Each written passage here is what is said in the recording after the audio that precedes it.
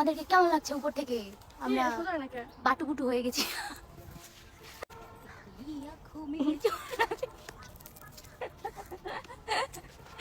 এটা কেমন গাইস, সে বক।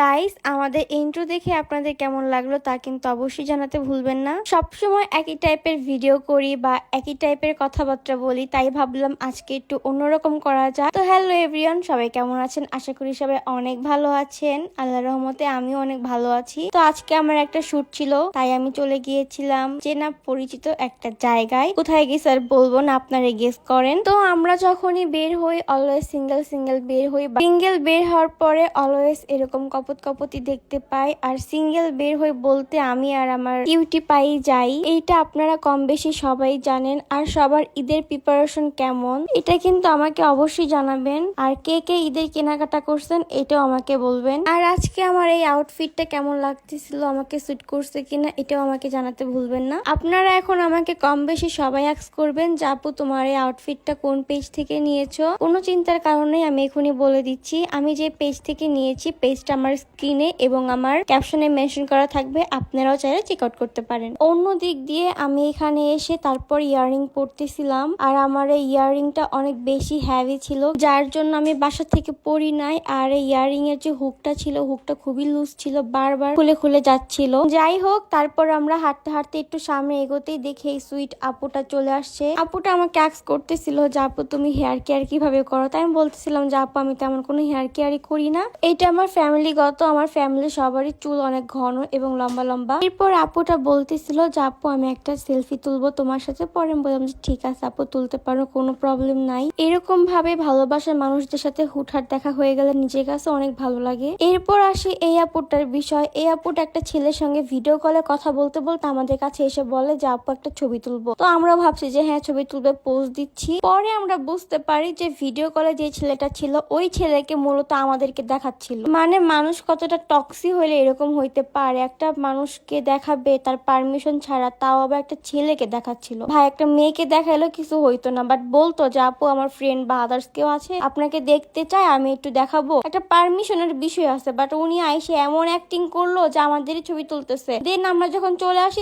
ব্যাক সাইড থেকে আওয়াজ শুনতেছিলাম যে উনি ভিডিও কলে কথা বলতেছিল ছেলেটার সাথে এবং ছেলেকে কোয়েশ্চেন করতেছিল দেখছো সুন্দর আছে না, হ্যান ত্যান ব্লা ব্লা ব্লা। এগুলো তো ঠিক না ভাই, একটা মানুষের পারমিশন ছাড়া অন্য একটা ছেলেকে আমাদেরকে দেখাই দিল এইভাবে। যাই হোক, এরকম টক্সিক পিপলের কথা বাদই দেই, এরকম ফ্যান ফলোয়ার্স আমার না থাকলেও চলবে ভাই, যেগুলা কি বলবো বলার মতো কোনো ভাষাই নাই। দেন এই তিনটা সুন্দরী আপু চলে আসে আমাদের সঙ্গে কিছু পিকচার তোলার জন্য।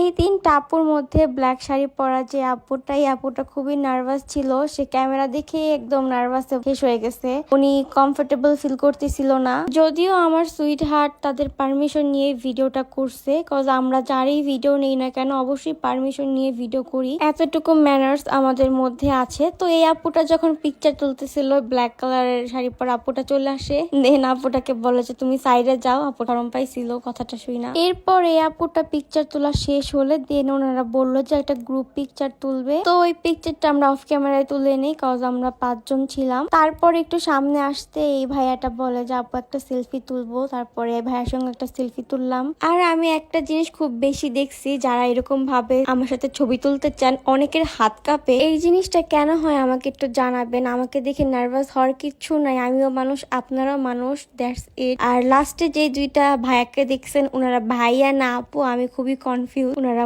মেবি সমকামী হবে। তো যাই হোক, এরপরে আমরা সেনায় চলে আসি। সেনার থেকে আমার আম্মুর জন্য কিছু মেডিসিন নিয়ে তারপর আমরা খাওয়ার জন্য উপরে চলে যাই রেস্টুরেন্টে। প্রজাপতি উড়ে যা, আমি পারি না। আচ্ছা রস বুলবুলি মুক্ত খেলি, রস সিঙ্গারা বুলবুলি মুক্ত, রস সিঙ্গারা বুলবুলি মুক্ত, অর্ধেক সিঙ্গারা বুলবুলি মুক্ত, রস সিঙ্গারা বুলবুলি মুক্ত। এটা ঠিক আছে, রস সিঙ্গারা বুলবুলি মুক্ত রে ভাই, আরে দেখা করবি রস সিঙ্গারা বুলবুলি মুক্ত। এটা মানি না, চিটিং করা হইছে, ওই দা গেম চিটিং করা হইছে। এইটুকু মধ্যে হাতে এই তো অনেক ছোট থাকতে আমরা এই খেলাগুলো খেলছি, তো ভাবলাম যে একটু খেলি, মাইন্ড ফ্রেশ করি। তারপরে আমাদের খাবার চলে আসে, এরপর আমি আমার কিউটিকে খাবার সার্ভ করে দিচ্ছিলাম। আর আমাদের মতো বড় হয়ে কে কে এখন এই খেলাগুলো খেলো একটু কমেন্টে জানাই দিবা। আজকের ভিডিও বেশি লং করব না, এখানেই শেষ। আল্লাহ হাফেজ।